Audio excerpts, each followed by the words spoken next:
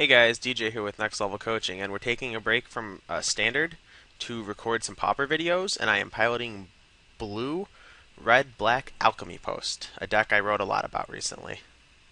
We won the die roll, we're playing first. Alright, we have Red Mana, Blue Mana, Preordain, Condescend, Glimmer Post, Muldrifter. This hand just does pretty much everything you want, so we're going to keep it, and we're leading with the Terramorphic Expanse here because we want to be able to Condescend for 1 on turn 2 and be able to Lightning Bolt if he has a creature, and then be able to like Preordain with red mana up if we need to. So we're going to open, we're going to keep, and we're opening with Terramorphic Expanse.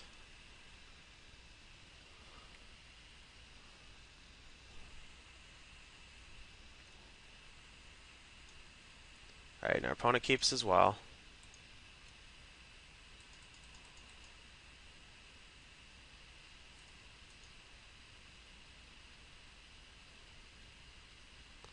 Alright, it looks like we're playing against Goblins.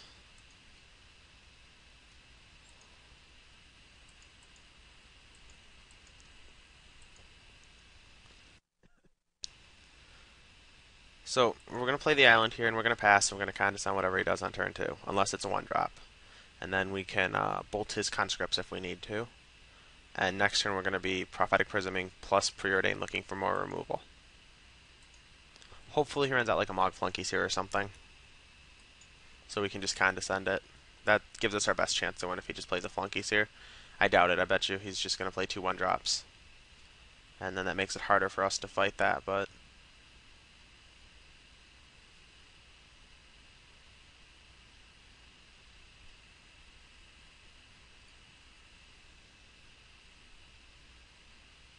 Alright, so he has a Mog War Marshal. That's good for us. We're definitely Condescending that.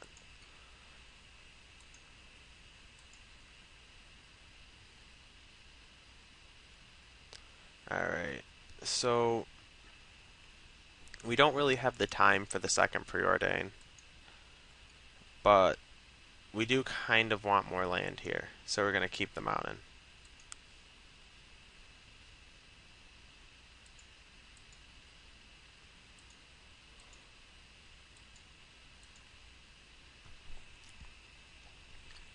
Alright, so here we are going to play the mountain and then play the Prophetic Prism.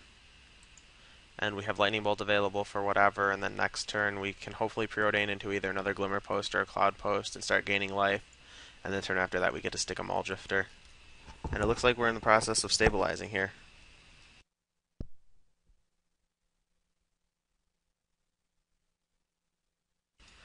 Whoops, I had Camtasia on pause a little bit too long. We missed a turn or two here, but the plan was we preordained into a Glimmer Post Prophetic Prism. We put Prophetic Prism on the bottom and kept the Glimmer Post. I don't know exactly where I paused. The plan was to Lightning Bolt the conscripts if he didn't pay the upkeep on the War Marshal, which he isn't, so that's good for us. So we're going to Bolt here and then Muldrifter next turn, and it looks like we're starting to stabilize. Sorry about that. So Flunkies here is definitely resolving, and the question becomes, are we bolting the Flunkies or bolting the Conscript? He has 5 cards in hand, but I think the Flunkies actually does more damage here. So I think we just have to bolt the Flunkies. We take 4 going to 13, we bolt the Flunkies, then we gain 2 life, go up to 15, hardcast Muldrifter, and can start blocking the Goblins. Okay. Yeah, I have to bolt the Flunkies here.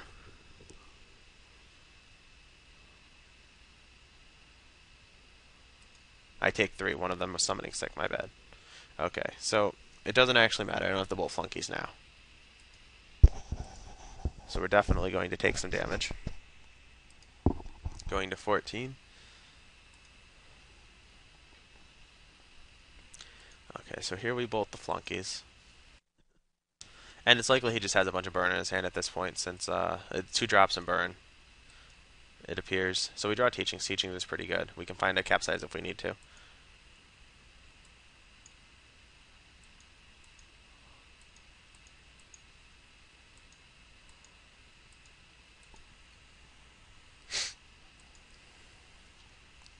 And we draw 2 lands, not what we wanted to draw, but it could be worse.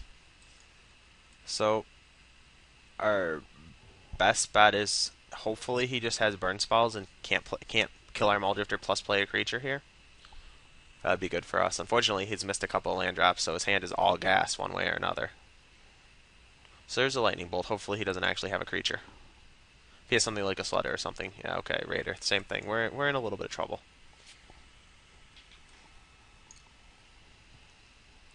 So our teaching is going to have to work overtime to keep us from losing this game.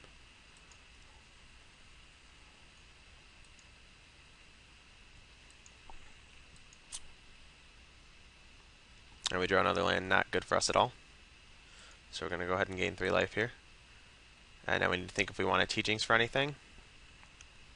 If we teachings for Stagger Shock, we can't play it. We're going to take 1, 2, 3, 4, 5, plus he'll play another creature. Okay, that's probably too slow, teachings for Stagger Shock. If we teachings for like a Lightning Bolt and bolt the Raiders, we take either 2 or 4. I don't want to bolt on his turn if the plan is killing a creature, because I don't want him to be able to give an extra +1/+1 to something.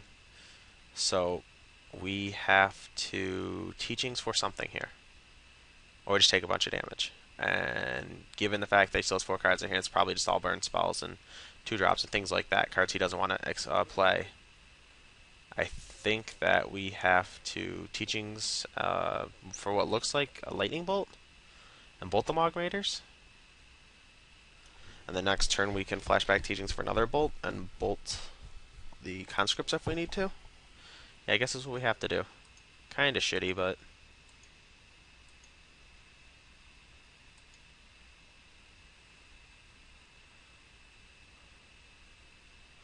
okay, so the other option is we can grab Grim Harvest and start cycling Muldrifter, but we don't have the mana or the time to do that right now. Capsize just gaining 3 life doesn't do anything here, so it does have to be the Lightning Bolt.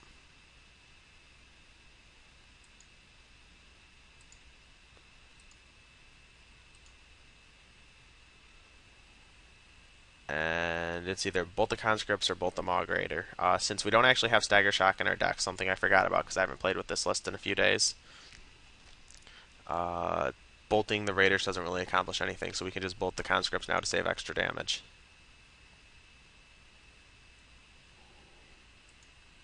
Okay.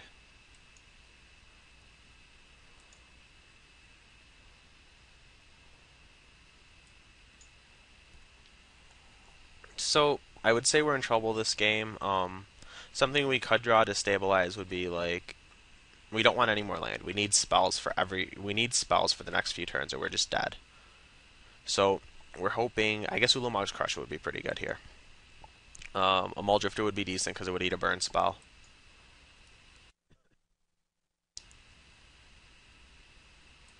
Another conscripts. Okay.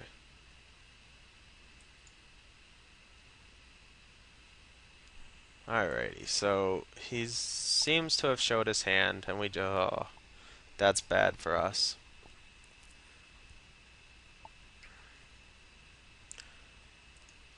So what we're gonna do here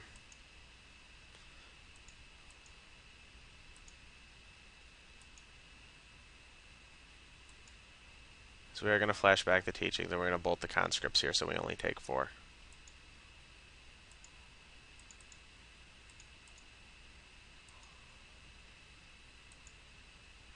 And we very much actually just need to draw spells here from here on out, because we're pretty much all in, and we're going to go down to 8 life, and we're probably just dead because he likely has 2 burn spells in his hand.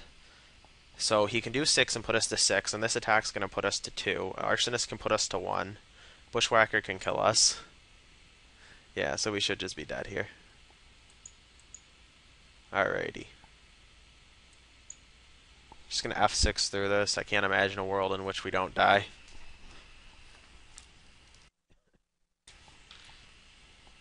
Chain Lightning, Lightning Bolt, something, anything. Yep, there it is. Alrighty. So we pretty handedly got smashed there that game. And we're on to sideboarding now. So we want the Hydroblasts and the arrows and the Seismic Shudder. And you might be able to argue Gorilla Shaman too, but I just don't want a 1/1 blocker. So now we need to find 5 cards to cut.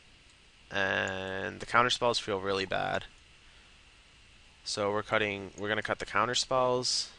I guess Rolling Thunder, if we live a few turns, we can kill multiple of his guys. Okay, so we're just actually going to cut all 5 counter spells here and see how it goes. On the play, you could justify leaving in Prohibited Mana Leak, but on the draw, there's no way. So on the play, if we were to leave Prohibit Mana Leak in, we could cut something like probably a Forbidden Alchemy and like the Rolling Thunder, something like that, slow cards, or like Grim Harvest, Rolling Thunder, just 2 slow cards if you want to leave Prohibit Mana Leak in. But I just would rather have proactive cards than reactive cards. So that's the swap we're going to do.